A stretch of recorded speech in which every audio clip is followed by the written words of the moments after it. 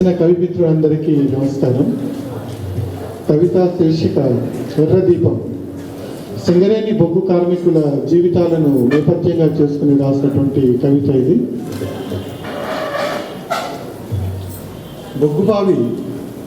బొగ్గుబావి జీవిత దాహాన్ని తీరుస్తుంది. బొగ్గుబావి ఎర్రదీపమే ప్రచాలనము చేస్తుంది.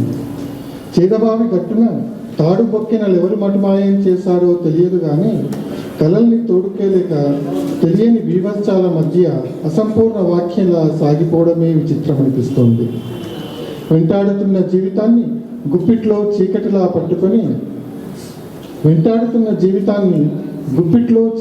పట్టుకొని కొందరు పగటిలోకి ప్రవహిస్తారు. సింగరేణీలు మాత్రం పలుగు పాలనతో పాటు ప్రాణాల రచయిత పట్టుకొని పగటిని మరిచిన చీకట్లోకి ప్రవహిస్తారు. చెట్టు మీద ఆకు విసురుతున్న గాలి మాకు అందని స్వర్గం.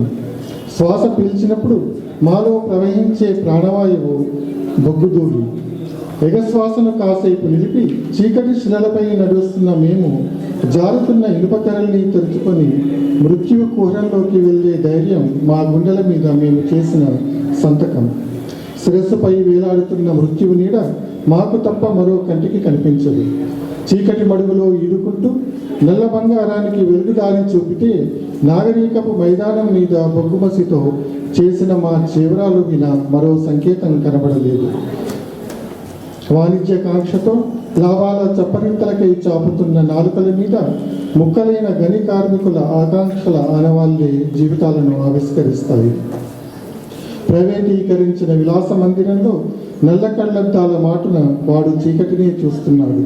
చీకటిలో బొగ్గు పైన కరెన్సీ తలుపులను మాత్రమే చూస్తున్నాడు. గాయపడిన మా కలలు మాత్రం వెళ్ళవేసిన బొగ్గు గోడల వైపు తెల్లబోయి చూస్తున్నాయి. నేల ఒట్టి మీద చర్మాన్ని తొలిచి పాతాళానికి తోడుకెళ్తున్న సూర్యకిరణాలతో వాటికి పనేమిటి? ఇక్కడ బొగ్గు తవ్వబడింది, ఇక్కడ బొగ్గు తీయబడింది. బొగ్గుతో పాటు నేల గొండెలు తవ్వి ఖండిత దేహాలను కుప్పలుగా పోయబడింది.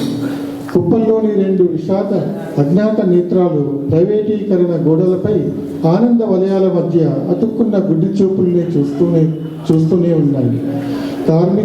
శ్రామిక ఆక్రందనలను వినలేని చెవిటి బాధితనాన్ని రోజు చూస్తూనే ఉన్నాయి. భూమి లోపల బొగ్గు పొరల వెనుక తవ్వబడిన సమాంతర రేఖల మురికయ్యల మధ్య ఇనుపతాళ్లతో ఉరితీయబడుతున్న యవనాల్ని రాలుతున్న దృశ్యాలుగా ప్రతిరోజు చూస్తూనే ఉన్నాయి. అయినా బొగ్గుబావి మా జీవిత దాహాన్ని తీరుస్తూనే ఉంది. బొగ్గుబావి ఎర్రదీపమై కరచాలనము చేస్తూనే ఉంది. బొగ్గుబావి